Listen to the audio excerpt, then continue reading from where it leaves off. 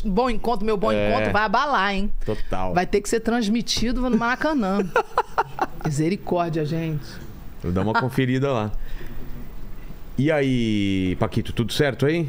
Aqui tudo certo. Então, você que está nessa live com a gente, o que eles experimentaram? Experimentaram um quadro escuro, só a voz da gente e agora a imagem? Tá vendo? A SMR. Não, agora tá tudo então certo. Então tranquilo. Não, antes Agora também, voltou. Antes também na teoria tava com imagem. Aqui como tava sem luz, né? Aí não dá pra aparece enxergar. nada. Praticamente a gente tava no monte. Antes de começar, que você falou que, pô, já envolveu várias polêmicas, tretas, e o pessoal falava, agora vamos pra essa parte. O que falam de você? O que pegam frase ou pegam coisas? Olha, em primeiro lugar, que no meu trabalho, por anos, eu ministrei um congresso de santificação de muita libertação. Esse congresso eu nunca deixei ninguém filmar. Libertação para pessoas, todas as áreas, todas as idades. Família. Eu passei mais de 15 anos fazendo esse congresso no Brasil e fora do Brasil, chamado Congresso de Santificação Nível 1. E também tem o nível 2, eu fiz o nível 2 menos do que o nível 1. O nível 1 é só a libertação das coisas básicas, principalmente dessas áreas que eu falei, área sexual, área das artes. Eu passei mais de 15 anos fazendo esse trabalho no Brasil e eu nunca deixei filmar. Por quê? Filmava um pedacinho ou outro. Por quê? Porque era muito polêmico, muito punk.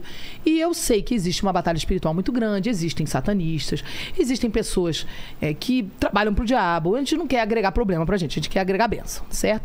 Então, eu trabalhei de uma forma muito subterrânea, muito escondidinho ali, com a área da libertação na igreja. Fiz muitos congressos, pisei em todos os estados do Brasil, fui até no Acre, fazendo esse trabalho, era uma ordem de Deus para mim. Então, eu fiz o congresso de santificação em todo o Brasil. Mas esse sobre trabalho. alguma igreja? Todas as igrejas que me convidavam eu ia. Eram 4 dias de evento, às vezes 3, às vezes 4. Quando era 3, eu fazia 2 ministrações de fazer com a Neuza Itioca. Isso, é estilo da Neuza. Sei. E o que eu fazia? Eu acrescentava algumas coisas que não tinha na ministração da Neuza, acrescentava algumas coisas que também não tinha na ministração do pastor Cote, que é uma benção também, e da pastora Zenete também, que são pessoas que são assumidades em libertação na nossa nação. Eu, conhecendo o trabalho deles, eu acrescentava algumas coisas que eu sabia que não tinha. Na intenção de colocar, assim, matar tudo que a gente pudesse matar de assunto, né? Então, eu fazia 4 dias, 3 dias de libertação intensa, congresso de santificação. Obviamente que eu comecei a ser visada a nível espiritual. Então, eu já enfrentei espírito humano dentro da minha casa, materializado de bruxa. Já entrou dentro da minha casa, já desmaterializou na frente da gente, dentro da minha casa. Nessa época mais pesada. De mim e da minha filha, nessa época. Nós já vimos coisas... Eu já fui para o hotel de ministração de igreja, que entrei no hotel, esqueci de orar o quarto, a minha cama começou a sacudir, pensei que era terremoto. Comecei a ver os vultos dentro do meu quarto, poltergeist. Nossa. E depois limpei o quarto inteiro, parou, acabou, orei o quarto inteiro. Eu já tinha saído do quarto. Pois é, mas tem que limpar, porque isso não era no quarto o problema. Ah, tá. Onde você iria? Era contra mim, porque eles sabiam que eu estava ali. Tá. Porque aquela igreja tinha problemas espirituais graves. Tinham pessoas dentro infiltradas, nos satanistas infiltradas dentro da igreja. E tem isso? Muito satanista infiltrado na igreja? Lógico. Se a igreja fizer a diferença, já tem. Se a igreja está fazendo a diferença, já tem. Pá, já tem. E como vocês descobrem? Como que a gente sabe? É só a igreja fazer a diferença que vai ter. Eles são organizados, o diabo avisa pra eles. Eles são territoriais, espiritualmente falando. Estou falando território espiritual, ok? Claro. Espiritual é paralelo, verdade paralela. Terra, céu e terra, ok? Então o que acontece? A igreja começou a ganhar o bairro, começou a ganhar a cidade, começou a crescer. Eles são avisados, né? Os satanistas são avisados, o diabo avisa, tô perdendo território. Eles mandam e as pessoas se infiltram. E eles começam a fazer trabalhos específicos para derrubar a família sacerdotal. Aí tem várias formas deles atacarem. Uma das formas mais comuns é atacar o Ministério de Louvor. Por quê? Porque do Ministério de Louvor vai descer para toda a igreja. Então, geralmente, o Ministério de Louvor é uma referência para os jovens. Então, eles trabalham muito com a música do mundo e com a parte sexual. Eles trabalham muito infiltrando a música do mundo e infiltrando o pecado sexual. Sempre são os 2 pilares de profanação. Por isso que deveria ser algo unânime em todas as igrejas, a consagração dos músicos. E é justamente onde é mais difícil ter consagração. Porque os músicos, às vezes, até tocam no mundo e tocam no altar. É mais ou menos assim, entende? Música do mundo e sexo é a mesma coisa, porque os 2 invocam. Os 2 invocam, os 2 cultuam e os 2 adoram, entendeu? Sim. Ou vai ser a Deus, ou vai ser o diabo. Na hora que você tá na cama com a tua mulher, ou vem a presença de Deus e abençoa vocês, envolve vocês, ou vem demônios. Só tem 2 alternativas, não tem um terceiro espírito. Não tem espírito neutro, ok? Mesma coisa é música, artes e sexualidade, mesma coisa. Quando o cara toca no mundo, e depois toca no altar de Deus, é o mesmo que ele falasse assim: pai, tô aqui com vontade de fazer sexo, mas minha mulher tá longe. Vou pegar essa prostituta aqui. Senhor, abençoe esse alimento. Entendeu? Quebra toda a consagração. Ele pode fazer isso com uma comida ali, mas ele não pode fazer isso com a prostituta. Entendi. Porque não tem como quebrar a consagração do sexo. Mesma coisa, a música, ela já veio de algum lugar. Não tem como quebrar a consagração. São coisas profundas, você entende? Aí eu trabalho com isso há anos, fazendo esse congresso. Eu parei depois um pouco antes da pandemia eu já tinha parado. Por conta disso, eu sempre me envolvo com polêmica, porque eu sou uma carta marcada. Eu sou uma pessoa avisada. Né? Então, a primeira coisa que eles trabalham há anos para tentar queimar minha reputação, destruir minha reputação, porque eles precisam me taxar de maluca. Pelas loucuras que eu falo, as coisas, experiência maluca, tirar a credibilidade. Visões para tirar a credibilidade. Então, a primeira coisa que você vai ver, os satanistas vêm trabalhando há muito tempo para tentar me passar por maluca. Eles trabalham ajudando a viralizar coisas. Mas acaba que eles pensam que eles estão trabalhando pro diabo, estão trabalhando para Deus, que Deus faz do jeito que Ele quer. Acaba viralizando e vendo mais gente. Obrigada. Faça o que você quiser. Beijinho pra você. Porque quem vai mandar é Deus, você não tem o poder. Então o que acontece? Eu tenho autoridade para falar o que eu tô falando aqui, tranquila, sossegada. Entendeu? Porque o que protege não é a unção, o que protege é a santidade. Eu posso ser tremendamente usada na unção. Unção é óleo. O óleo precisa de uma botija para ser carregado. Eu sou o vaso, o Senhor é o oleiro que me fez, e o óleo é o Espírito Santo. Então, derramar óleo significa que a glória é minha, do vaso, ou a glória é do óleo, que é Deus? A glória do óleo, beleza? Então, ser usado por Deus não significa que o mérito é meu. O mérito é sempre do Senhor. Ser usado não garante proteção. O que garante proteção? Santidade. O diabo não tem medo de ninguém sendo usado. Senão ele não entrava na igreja, não manifestava as pessoas dentro do culto. O que o diabo tem medo? Santidade. Na tua vida particular, como é que você é? O diabo te oferece uma bandeja, você diz não, você é santo. O diabo te oferece coisas para você burlar, fazer pecado escondido. Você se mantém firme, você é santo na sua vida particular. O diabo sabe quem você é. É essa autoridade que vem do particular que faz com que você tenha a proteção para ir de pá. Por quê? Porque não é você, é a santidade de Cristo em você. Descobrindo pela frente, a retaguarda, em cima e embaixo, que vai contra principados e potestades. Eu não tenho força da alma, da mente, do corpo para ir contra principados e potestades. Mas o poder de Deus em mim, a santidade dele manifestada em mim é um escudo. Pá! E vai contra o principado e a potestade. Então eu já teria morrido fazendo tudo que eu já fiz aqui, que muita gente nem sabe as coisas que eu já fiz no Brasil, né? Todo o trabalho que eu já fiz de santificação, eu tenho milhões de testemunhos de pessoas libertas. Eu tenho testemunhos de casais separados, com o marido na promiscuidade, completamente restaurados depois do meu congresso. Coisas absurdas que Deus me deu nesse trabalho de anos que eu faço. E existe um grupo de satanistas, óbvio, no Brasil, que eles sabem quem são as pessoas que atrapalham. Quem é que não tem pecado escondido? Quem é que não tem uma vida sexual escondida? Quem é que não tem um pecado de droga escondido? Quem é que não tem uma coisinha... Eles sabem quem é que realmente tem autoridade. Tanto que o que é mais comum era eu ouvir das pessoas dizendo assim, fui no teu congresso pra ouvir balela, quase morri. Tive a minha vida transformada. Nunca mudei em tal área e mudei quando você orou. Por quê? Você é melhor? Você é mais especial? Não. É só porque eu decidi obedecer. Qualquer um que obedecer vai fazer a mesma coisa que eu faço. Eu não sou melhor do que ninguém. Eu só escolhi matar minha carne, morrer com Cristo na cruz e viver a plenitude de Deus e fazer o que Deus quer que eu faça e não o que a minha carne quer. Não tem nada demais em mim. Eu só escolhi.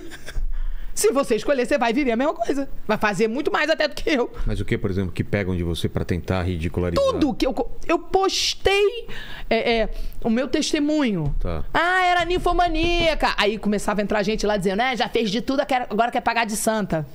Como se fosse fácil. Como se fosse fácil. É muito mais fácil se eu fosse virgem. Não conhecia, não sabia o que era. Muito mais difícil é você tendo uma memória. Uma memória de uma boa vida sexual no mundo.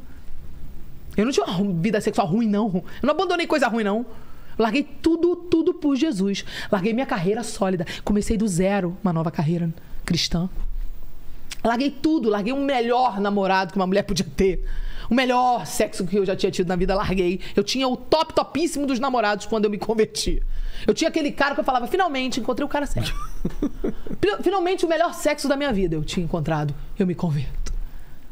E eu falei, Deus, é sério? O senhor quer? Deus falou, não é ele o teu. Aquele homem assim que era coisa assim que não dá nem para explicar, que eu posso escandalizar as pessoas. Não vou falar. É complicado explicar. Então, assim, resumindo a história, a maioria das pessoas que fala mal já vem dessas fake news. Por exemplo, teve um tempo que eu sofri uma fake news dos gordos. O que é? Eu estava fazendo um jejum, que eu estava morrendo de tanto não comer, morrendo no bom sentido da palavra, morrendo na carne. Eu fiquei, tipo, sei lá, gente, foi uns 9... Não, foi um ano que eu fiquei sem comer óleo. Eu fiz um jejum que eu tirei todo o óleo. Então eu não podia comer na rua. Eu só podia comer coisa cozida e crua. Eu fui secando. Mas o que era? Tinha um propósito. Era um propósito. Aí eu escrevi meu segundo livro nesse propósito e tal. É muito difícil pra mim algumas tarefas. Eu tenho um TDA, então às vezes é muito difícil. Então eu fazia propósito pra poder conseguir. E eu tava muito magrinha. Eu fico muito bonitinha, magrinha. Eu não tenho ruga, eu nunca fiz botox. Eu sou jovem, eu nunca tomei sol. Então a pele é muito boa. Minha descendência é de índio. Então eu pareço menina nova. Eu magrinha, pareço uma gatinha, menininha. E com a bagagem que eu tenho, o conhecimento que eu tenho, meu jeito todo soltão de falar, bonitinha pra caramba, era um problema. Aí eu começo a falar, eu sempre sofri na área de comida, porque glutonaria foi a minha luta. A primeira área que eu fui liberta foi da glutonaria. Ah, é? O que é glutonaria? Não é ser gordo. O gordo nem sempre é glutão. Às vezes o magro é glutão. A glutonaria... Paquito é glutão. E é magrinho. Isso. Pode ser a cotinha, né? Aquele verme que come tudo pra ele. Esse daí... Então, o que acontece? A glutonaria é a compulsão alimentar. O que é a compulsão alimentar? É comer com a alma, com a emoção. Eu não como por fome, eu como porque eu capricho vazio interior. Isso é glutonaria. E a Bíblia diz, né, em Gálatas 5, na lista de pecados que leva pro inferno, Deus está lá falando, não faz isso, porque é um tipo de idolatria. Pode te condenar ao inferno. Aí Deus fala e põe esse pecado no meio da lista. Beleza? Certo. E eu tava falando de mim na entrevista, numa entrevista num programa evangélico. Programa da TV, da Renascer. Eu tô sendo entrevistada por um cara e tô falando da minha luta, falando, gente, é uma luta. Porque, olha, os crentes, a gente é muito hipócrita. Eu começo a falar mal da gente, falar, a gente é muito hipócrita, né? A gente xinga o cara que é maconheiro, a gente xinga o cocaineiro, a gente xinga o cachaceiro, a gente xinga o pinguço, a gente xinga quem bebe, quem fuma, quem não sei o quê, mas a gente não se xinga, não. A gente é viciado em comida, tanto que os buffets de casamento, quando sabe que é pra crente, é o dobro do preço. É mesmo? É o dobro do preço. Come demais. Porque não tem bebida e tem o dobro da comida. Os crentes comem até rachar. É verdade. Então o que acontece? Eu começo a falar disso e solto a seguinte frase. Eu falo, gente, as pessoas não trabalham essa área, por isso que tem tanto crente gordo. Quando eu falo essa palavra, é por isso que tem tanto crente gordo, porque a consequência... Quase que 99% dos casos. A consequência da glutonaria é sobrepeso. Mas não é 100%. Claro. Aí eu falo, é por isso que tem tanto crente gordo. Porque esse é um pecado que a gente não vigia. Quando eu falei isso, eles associaram a palavra gordo com a palavra glutonaria. Quando eu falei que a glutonaria é um dos pecados que Deus fala que vai pro inferno. Eles disseram, Sara Shiva diz que gordos vão pro inferno. Putz. E sendo que o meu pastor é gordo. Eu sempre lutei contra a balança. Agora, por exemplo, tô gordinha, normal, 20 e poucos quilos acima do meu peso. E feliz, me achando maravilhosa. Mas aí faz estrago. Aí eu tava magra, eles começaram a achar que eu estava desdenhando os gordinhos. E eu sei que foi um grupo de satanistas, porque 2 semanas antes eu tinha sofrido um ataque. Aconteceu uma situação onde eu estava, a casa onde eu estava hospedada... 2 dias antes de acontecer esse ataque, eu ouvi a voz de Deus dizendo, faz uma mala, sai daí, vai pra casa de fulano, Beltrano, dorme lá e não avisa pra ninguém pra onde você vai. Saí, puf, fui embora. O pessoal da casa que eu tava hospedado era uma família que me ama. Puf, eu saí. Eu tava em Belo Horizonte, saí da casa e fui pra essa casa dessa família, outra família. Eles falam, pra onde você vai? Depois eu conto. Sumi. 2 dias depois, eles me ligam, o pastor e o filho, que tem visão aberta, e me contam que eles têm uma visão específica, com bruxas lançando dardos inflamados na minha janela. Os dois, o filho num lugar e o pai no outro, os dois falando no telefone, começaram a ter visão. O filho acordou com o espírito enforcando ele. Guerra espiritual de filme. Essa é a minha realidade. Eu vivo assim, isso não me assusta, isso é o normal da minha vida. Isso é o normal. Minha vida, o pessoal fala, ai, falta uma aventura porque você não faz sexo. Eu falo, meu bem, se eu soubesse essa aventura que eu vivo, é mais do que Indiana Jones. Não tô precisando. Tá ótimo. Entendeu? Acho que quando eu casar, que eu vou... Constantine, né? É, Constantine é minha realidade. A minha realidade é essa, mas o pessoal acha que isso não existe. Aham, jura. Se eu te contar, dá pra escrever minha biografia.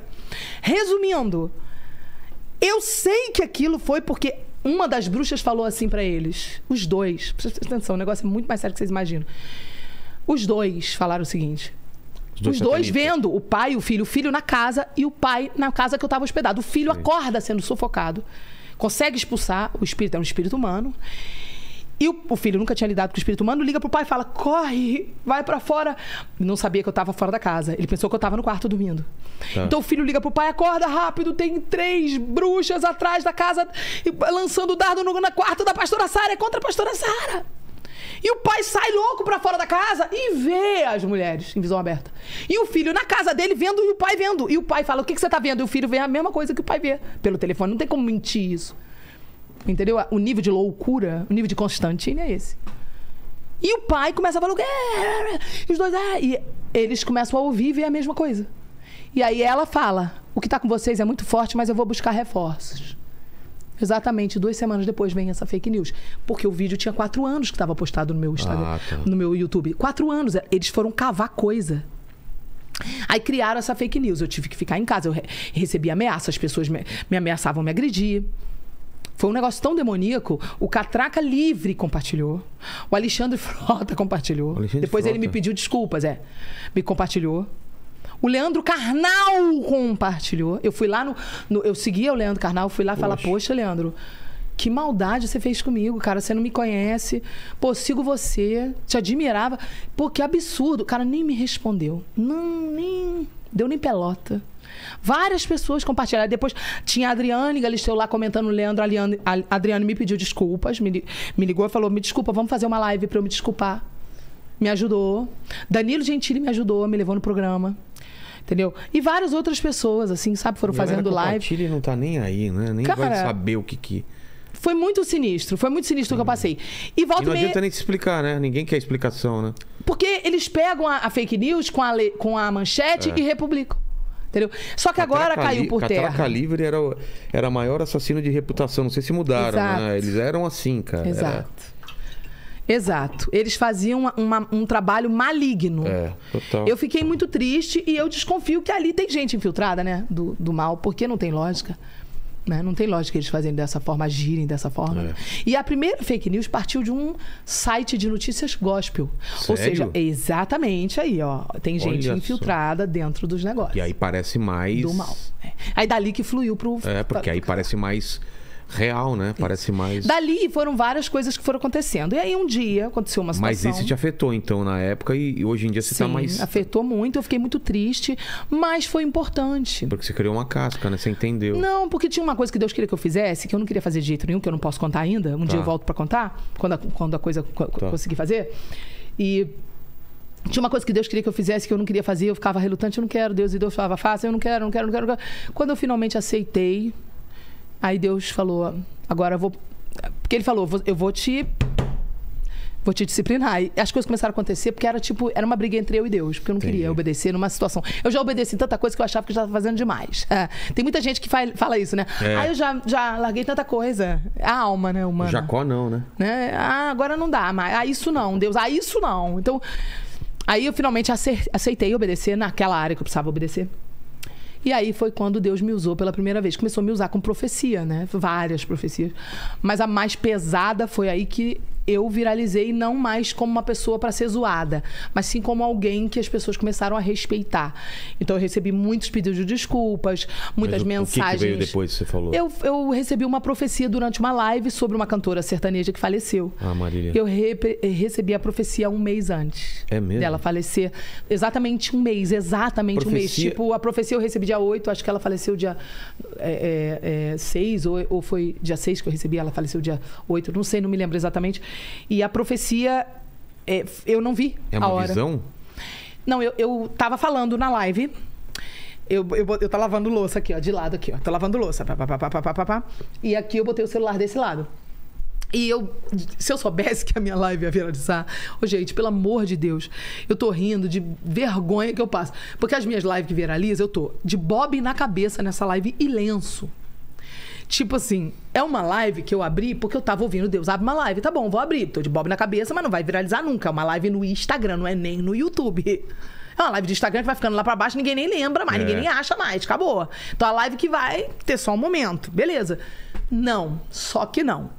No meio da live, eu tô aqui falando, dando uma palavra, explicando uma coisa, lavando a louça e olho assim pra câmera. Blá, blá, blá, blá, blá, blá, blá, blá, blá. E blá, blá, blá, blá, blá, blá. E olho aqui pra câmera. De repente, eu largo a louça, viro de frente e começo a falar. Sou tomada pelo Espírito Santo.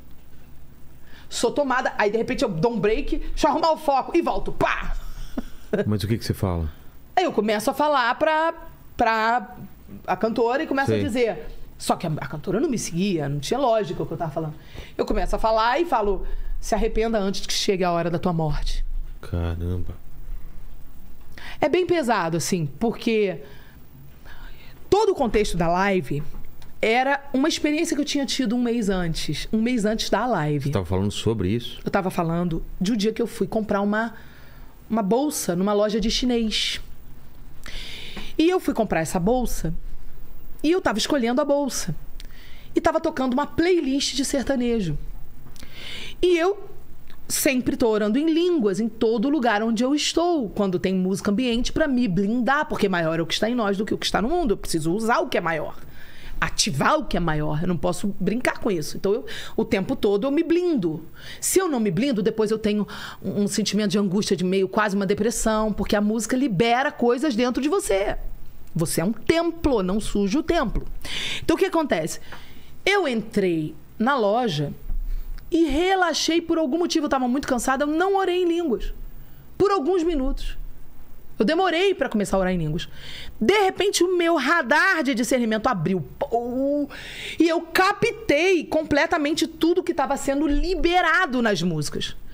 E aí eu comecei a ter uma reação na frente das bolsas que eu estava escolhendo, aquelas carteiras que vem de muita loja de China. Eu comecei a ter uma reação de...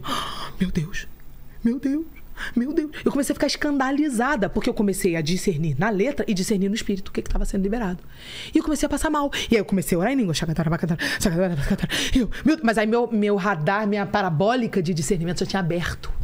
Então eu comecei tipo que nem como se fosse assim uma bacia que vai descendo com um ralo. Assim, começou a entrar tudo de discernimento. Não entrava em mim para me ministrar, mas eu comecei a captar as mensagens. E eu comecei a passar mal. Falei, meu Deus, meu Deus. E aí o Espírito falou assim para mim, você vai fazer uma live futuramente e você vai falar desse assunto. E você vai contar para as pessoas. Eu falei, Deus, o Senhor sabe que vai ser um problema. É muito popular. O Senhor quer mesmo que eu fale? Já não tenho problema suficiente, Senhor. Eu te chamei para isso. Porque eu mato a bola no peito. Sabe, às vezes as pessoas falam, mulher não pode ser pastora. Eu falo, pois é, mas se os homens falassem, Deus não tinha que levantar uma mulher. Entendeu? Porque a mulher é corajosa. Né? Então esse é o problema. Deus tem que levantar uma mulher, entendeu? Porque ninguém quer falar. Ninguém quer falar. E Deus tem que levantar uma mulher. Porque ele sabe que eu vou falar. Ele sabe que eu não tenho medo. Aí eu falei, tá bom. Passou um mês, eu tô só enrolando o Espírito Santo, a live. Eu não sei, agora não, né? Tá tão bom. Eu tô indo bem, assim, nas redes, tá tudo bem, todo mundo... Tem pouca gente me xingando. Eu tô tão bem, né? Tá tão bom de vez em quando não tem gente xingando. Aquela live. Não, Senhor, eu fui cozinhando. Um belo dia, eu tô de bob na cabeça, lavando a louça, e o Espírito aperta. Ele aperta de um jeito que você sabe, só que já viu... Aí ele dá uma apertada e fala assim, é agora, liga agora. Tanto que minha filha tava na cozinha. Eu pego, é agora, gente, não vai ter mais como escapar. Pá, e ligo. Gente, eu tô aqui... Assiste depois a live, eu te mando depois. Tá. Gente, eu tô aqui pra falar um negócio, já tem um tempão, bababá, bababá, bababá, bababá. E aí aconteceu essa experiência. Eu tava dentro da loja e comecei a contar a experiência. Deus começou a me revelar que vocês estão ministrando uma música que libera espírito de adultério, espírito de divórcio, espírito de destruição familiar. Quando vocês escutam essas músicas liberam esses demônios. E é por isso que está acontecendo tanto divórcio, tanta destruição familiar. E nisso Deus me toma e eu começo a falar. E eu não sabia que a tal cantora que faleceu se dizia cristã. Eu não sabia de nada disso. Olha só, olha para você entender como eu chorei depois. Chorei. Eu tenho fé que ela pode ter sido salva mesmo. Eu tenho muita fé nisso. Porque eu vi, depois nas filmagens, o olhar triste dela indo fazer show. E eu conheço aquele olhar.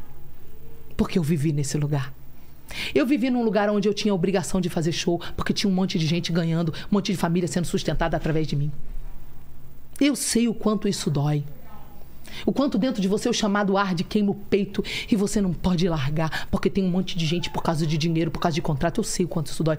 E eu vi esse olhar. Então eu tenho fé que ela possa sim ter se arrependido. Que ela possa sim ter sido salva. Eu tenho essa fé. Agora, saber, a gente só vai poder saber quando chegar lá. Afirmar, só quando chegar lá. A gente não tem como afirmar isso. Mas eu tenho essa esperança, ok? Só que eu não sabia que a menina tinha tido uma experiência com Deus, tinha abandonado Jesus para cantar no mundo. Olha que coisa séria. E mais, durante o período do lockdown, ela voltou, reconciliou, cantou no altar da igreja, porque o abençoado do pastor, que para mim é um irresponsável que faz isso. Porque você sabendo que a pessoa canta no mundo, você colocar a pessoa na linha de frente de Deus, sabendo que a pessoa não está em santidade, que a pessoa tem um rabo preso, você coloca a pessoa em perigo de vida. É como você pegar uma criança e colocar no altar para ministrar. O altar é a linha de frente da batalha, é perigo de morte, meu irmão. Quem subia no altar para ministrar? Somente guerreiros adestrados, preparados. Se alguém... Olá, meus queridos irmãos, tudo bem com vocês? Espero que sim, tá? Eu me chamo Ed Fernandes, tá? E é um prazer estar aqui no canal do nosso irmão, o Eric Soares. Eu vim aqui trazer uma oportunidade para todos vocês, tá? Que acompanham o canal dele, que seguem ele. Eu conversei com ele, né? Nós conversamos sobre essa oportunidade que vocês vão ter aqui através desse anúncio, tá bom? Gravei esse vídeo aqui rapidinho já para convidar vocês para que vocês cliquem aqui nesse link, tá? Aqui abaixo no comentário fixado e me chama no WhatsApp aqui que eu vou ensinar vocês, tá? Eu mesmo vou ensinar vocês de como você está faturando de 1.000, 2.000, 3.000 reais por mês ou muito mais do que isso aqui apenas usando o teu celular, tá bom? Então não perca tempo, clique agora e chama lá no meu WhatsApp que eu vou ensinar vocês como funciona, tá bom? Já adianto, pode ficar em paz, tá? Não tem nada a ver com pirâmide, não tem nada a ver com joguinho de aposta, não tem nada a ver com essas baboseiras, tá? Que eu creio que vocês têm visto aí na internet, tá? É um trabalho honesto e seguro que não atinge nossos princípios como cristão, tá bom? Então, chama lá.